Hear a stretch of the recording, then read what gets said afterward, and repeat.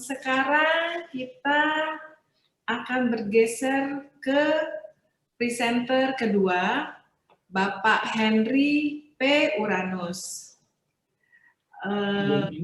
Pak Henry akan membawakan dengan tema ini ya Pak ya, Resolving EV Battery Waste Problem with Battery Second Use Scheme. Saya bacakan sedikit mengenai Pak Henry. Pak Henry menerima gelar PhD in Integrated Photophonic in 2005 from the University Twente, the Netherlands. He is a postdoctoral researcher in Integrated Optical Microsystems Group, Department of Electrical Engineering, the University of Twente, working on integrated optical photonic sensor in 2005 until 2008. Then from April to July 2016, he was an Erasmus Mundus. Semoga saya tidak salah membacanya, Pak. Erasmus Mundus Leaders Visiting Scholar to the city, University of London, under European Commission's Mobility Project. Baiklah, mari kita sambut Pak Henry dengan paparannya. Silahkan Pak Henry, waktunya 15 menit. Ya, terima kasih Ibu Bun. Apakah suara saya terdengar? Jelas Pak, suaranya. Oke. Saya bicara dalam bahasa Indonesia atau bahasa Inggris? Silakan, yang nyaman saja buat Bapak. Oke, terima kasih. Saya mungkin karena sebagian besar pendengar mungkin berbahasa Indonesia, saya akan coba bicara dalam bahasa Indonesia. Perkenalkan, saya Henry Uranus. Saya dari Universitas Pelita Harapan, program studi Teknik Elektro. Dan pada pekerjaan ini saya bekerja sama dengan kolega dari VR Motor Indonesia, Bapak Yucuanto Susetio.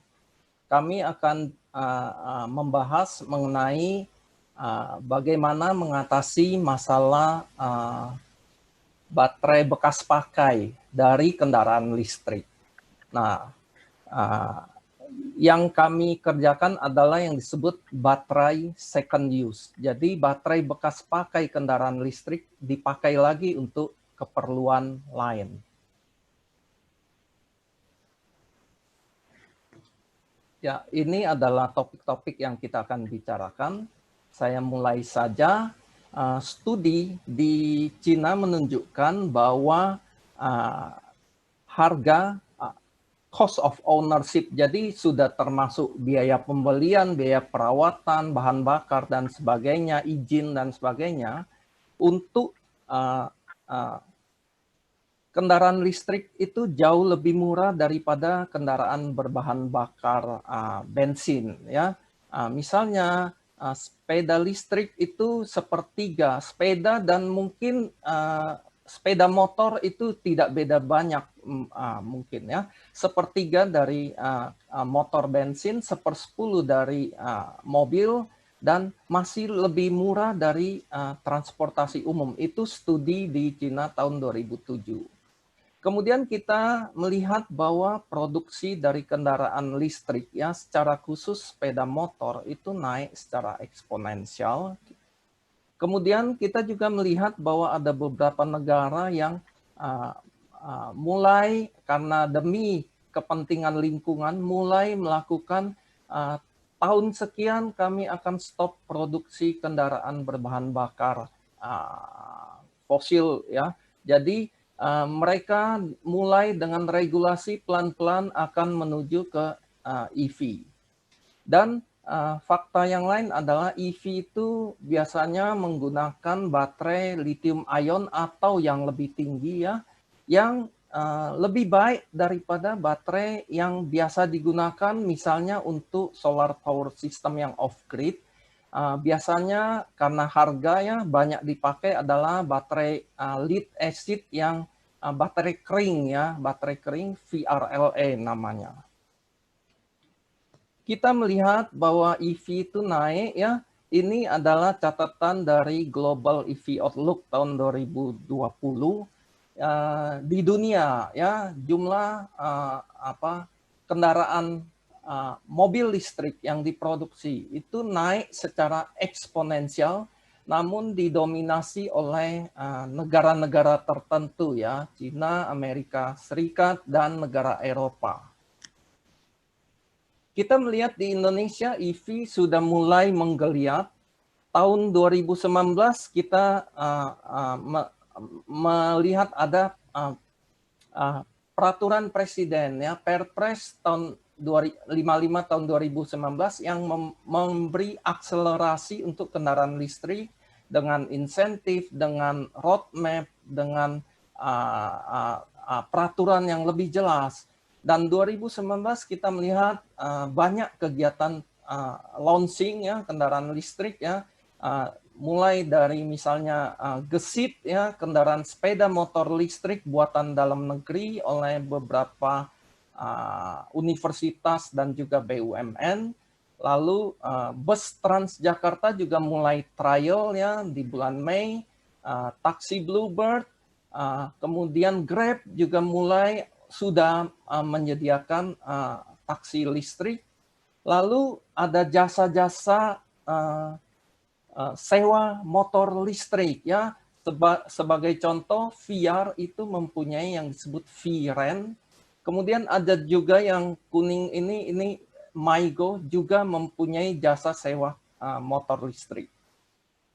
Dan di bulan September kita melihat launching dari Nissan e-Power ya, kendaraan hybrid ya, hybrid listrik dan motor bakar jadi satu.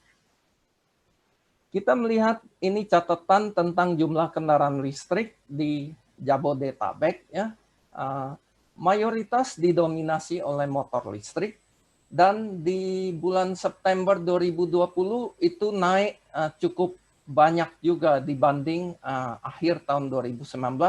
Sekalipun kita berada di masa pandemi, tapi kelihatan ada kenaikan yang cukup signifikan dari jumlah kendaraan listrik yang jalan, yang punya izin untuk turun ke jalan di Jabodetabek. Nah, kalau kita melihat motor listrik, perbandingannya dengan motor bensin adalah ada nilai plusnya, nilai plus tapi juga ada nilai minusnya ya. Yang plus itu jumlah komponennya jauh lebih sedikit. Kalau jumlah komponen jauh lebih sedikit, maka biaya perawatan juga akan lebih murah. Kemudian harga listrik itu masih lebih murah daripada memakai bensin. Jadi energy cost-nya lebih murah, tapi ada beberapa hal yang menjadi penghalang, yaitu pertama adalah harga. Ini contoh untuk motor listrik ya. Ini ambil dari tipe Q1 dari VR. Ini harga total termasuk baterai itu 10 juta lebih mahal daripada tipikal kendaraan bensin. Kemudian waktu untuk charging ya. Kalau bensin kita ke pom bensin cuma butuh beberapa menit. Kalau untuk kendaraan listrik butuh jam ya, ukurannya jam untuk ngisi kendaraan listriknya. Nah, problem kendaraan listrik itu tidak hanya itu ya. Problem lain adalah ini adalah teknologi baru sehingga pemakai itu masih ragu-ragu, maka pabrikan itu perlu meyakinkan pemakai akan keuntungan dari kendaraan listrik. Selain harga awal, investment awalnya yang relatif mahal, infrastruktur untuk chargingnya yang belum banyak dan butuh waktu, lalu service center yang juga belum banyak.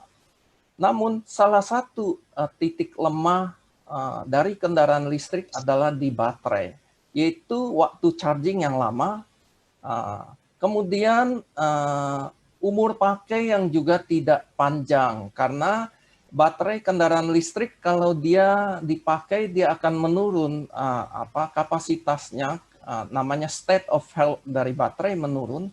Kalau dia sudah turun di bawah 80%, kebanyakan orang sudah merasa ini sudah tidak memadai.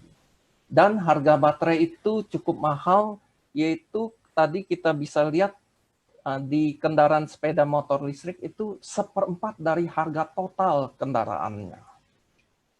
Nah, bagaimana pabrikan itu biasanya membuat supaya customer mau memakai kendaraan listrik? Policy yang bisa diambil, bisnis model yang bisa diambil, misalnya baterai swap policy, yaitu baterai kalau sudah habis karena isinya lama, ya nggak usah tunggu isinya, datang ke suatu pool, tinggal tukar baterainya seperti kita menukar tabung LPG ya.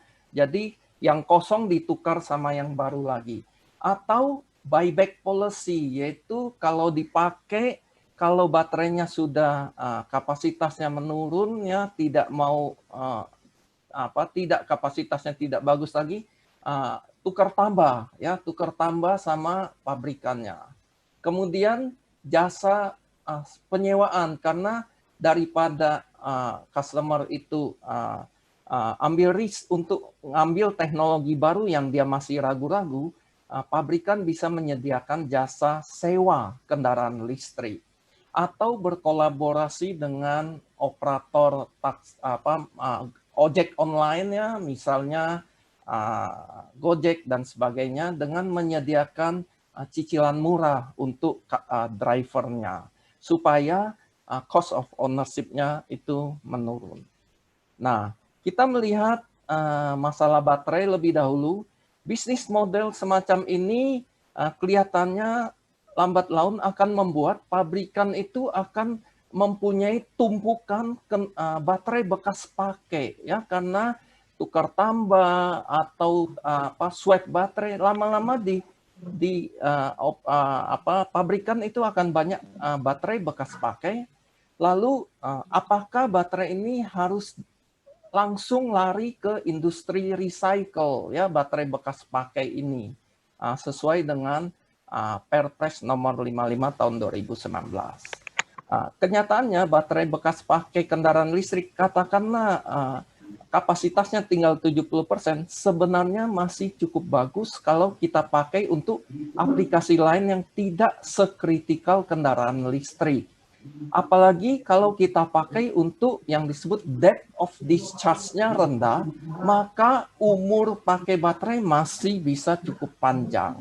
Nah, bagaimana menggunakan baterai bekas pakai itu? Yang kami lakukan adalah skema yang disebut baterai second use.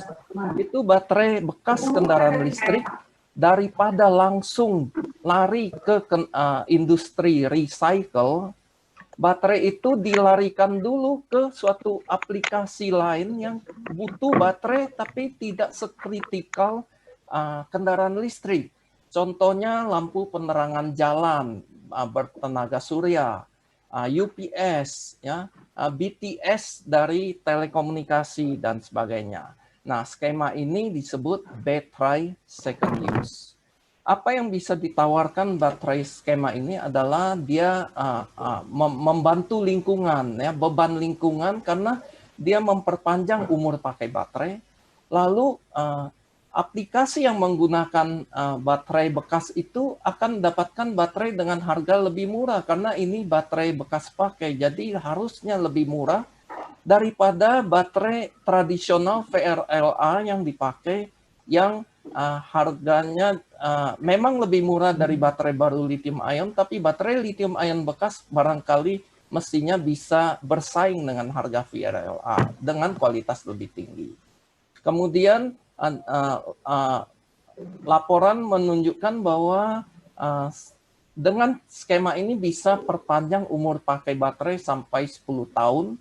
Lalu karena baterainya masih punya nilai ekonomis, maka itu seharusnya bisa meringankan biaya investasi EV.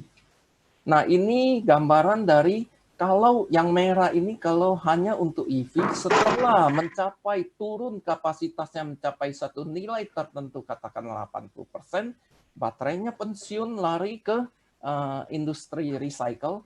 Tapi dengan baterai second use kita bisa memperpanjang lagi tergantung aplikasinya. Kalau DOD-nya rendah itu kita bisa memperpanjang sampai sangat panjang, sampai baterainya kita bilang sudah nggak bisa dipakai lagi. Mohon Nah, maaf Pak, waktu Bapak tinggal 2 menit ya. oke, baik.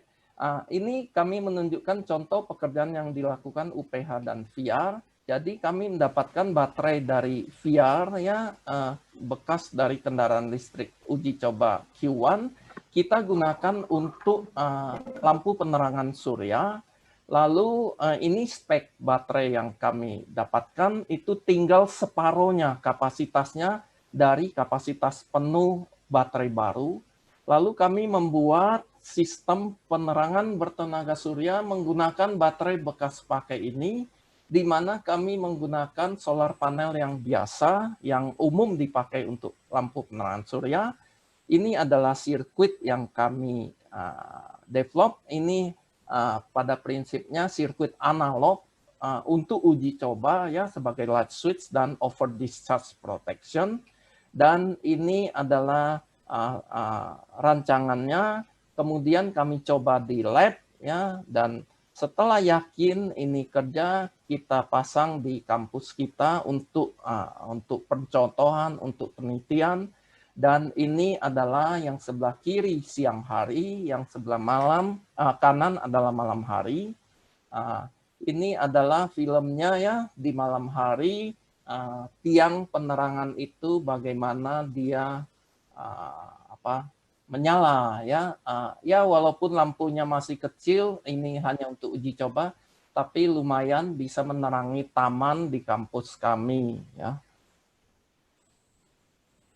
Oke, sebagai kesimpulan, baterai second use itu skema itu bisa meringankan beban lingkungan, bahkan menurunkan biaya cost of ownership dari EV, dan kami membuat satu uji coba dengan memakai dia untuk lampu penerangan jalan bertenaga surya, dan kami mendapatkan baterai yang tinggal 50% dari motor listrik itu masih bisa untuk lampu 10 watt itu sampai semingguan ya, 97 jam. Kemudian ini kami harapkan merupakan salah satu solusi untuk mengatasi masalah baterai bekas pakai untuk kendaraan listrik. Karena baterai bekas pakai ini bisa bermacam-macam kualitinya, state of health-nya, maka mungkin yang diperlukan adalah semacam standarisasi, kategorisasi ya. Ini berapa kelas apa, A, B, C, dan sebagainya. Saya kira demikian presentasi saya. Terima kasih. Saya kembalikan ke Ibu Bun. Terima kasih banyak Pak Henry, presentasinya menarik sekali. Baiklah.